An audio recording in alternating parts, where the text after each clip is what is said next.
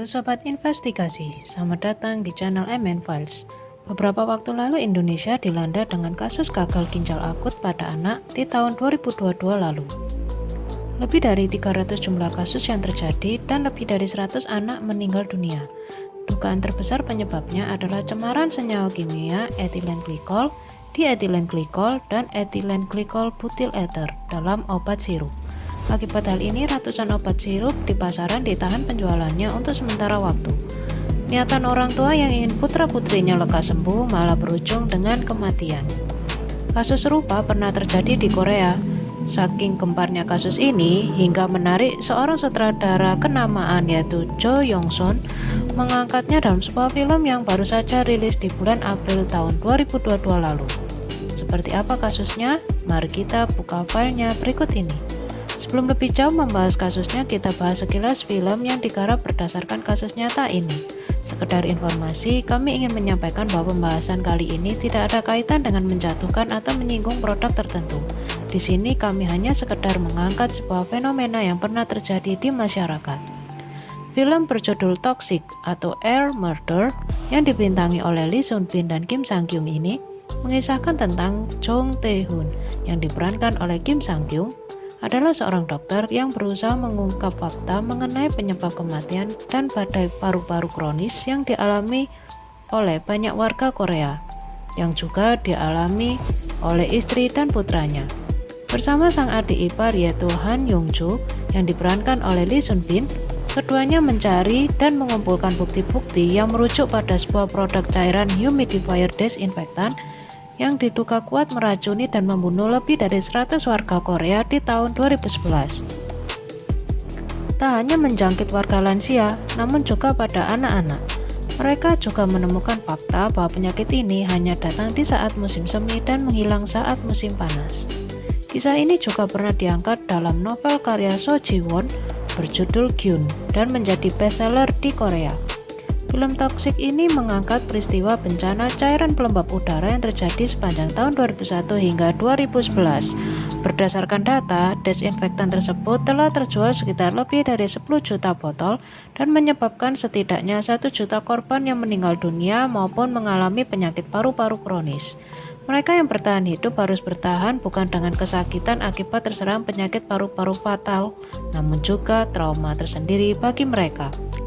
Para korban dari produk bernama Oxysasak milik perusahaan asal Inggris yaitu Reckitt Benckiser ini menuntut perusahaan tersebut di tahun 2015 karena produknya yang menyebabkan jatuhnya korban jiwa dan penyakit pada konsumennya terutama selama 4 tahun terakhir. Para korban bersama kelompok pecinta lingkungan menggugat Reckitt atas nama 6 orang yang meninggal dunia dan 5 orang yang mendapatkan perawatan akibat produk Oxysasak. Kasus bermula setelah adanya temuan kasus 4 wanita hamil yang meninggal dunia akibat masalah paru-paru tanpa sebab yang jelas di tahun 2011 lalu. Hingga kemudian sebuah penyelidikan menemukan adanya korelasi antara kerusakan paru-paru korban dengan produk desinfektan yang mereka gunakan di rumah. Produk Oxysasak yang kemudian ditarik dari peredaran di tahun 2011 tersebut menjadi penyebab kematian sekitar 103 orang yang sebagian besar korbannya adalah wanita dan anak-anak. Sebelumnya sempat terjadi pemboikotan produk-produk buatan Reckitt karena pihak perusahaan dinilai terlalu lama meminta maaf atas kasus ini. Bahkan sekitar 3.000 ahli farmasi di Busan berhenti menjual produk Reckitt dan mendesak perusahaan bertanggung jawab secara sosial dan moral terhadap para korban. Perusahaan Reckitt diketahui menjual lebih dari 120 jenis barang rumah tangga dan 5 produk medis di Korea Selatan, termasuk permen pelega tenggorokan dan obat lambung. Di bulan Mei tahun 2016, perusahaan Reckitt Benckiser untuk pertama kalinya mengakui telah menjual produk yang menewaskan warga Korea Selatan. Pimpinan Reckitt cabang Korea yaitu Ator Sabdar diserang oleh anggota keluarga korban yang marah kala dirinya menyampaikan permohonan maaf di sebuah hotel di Seoul pada tanggal 2 Mei tahun 2016 lalu. Reckitt Benckiser menjadi salah satu produk yang dianggap menyebabkan kematian dan mereka sudah menawarkan ganti rugi. Sejumlah merek desinfektan lain yang juga dituding sebagai penyebab kematian antara lain Westlake buatan Lotte Mart dan Zhifu. Auto Safdar mengumumkan pihaknya menyediakan 5 miliar won sebagai bantuan bagi mereka yang terdampak. Sebelumnya diketahui pihak Rekit juga mendonasikan dana sebesar 5 miliar won untuk bantuan dana Kementerian Lingkungan Korea Selatan.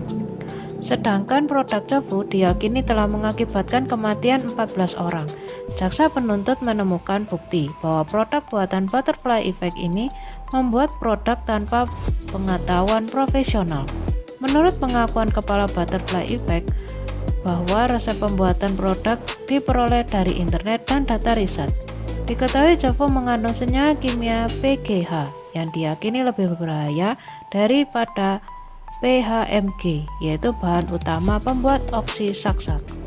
Di sisi lain, pihak Lotte Mart yang juga turut terlibat dalam kasus ini menyampaikan permintaan maaf dan menyiapkan 10 miliar won sebagai kompensasi bagi para korban. Berdasarkan data dari pemerintah Korea Selatan, sebanyak 22 orang meninggal dunia usai menggunakan Westlac buatan Lotte. Namun permintaan maaf dari pihak Rekit tersebut tidak dapat diterima oleh para korban. Penantian dan perjuangan mereka selama 5 tahun tak sebanding dengan pernyataan perusahaan tentang kesiapan bertanggung jawab atas kasus tersebut yang nampaknya terkesan tak jelas. Perusahaan terkesan menghindari pertanyaan dan fakta seputar bahayanya produk mereka. Sepertinya pusat perusahaan yang berada di Inggris ini mencoba menghentikan hal-hal tertentu agar tak naik terlalu tinggi.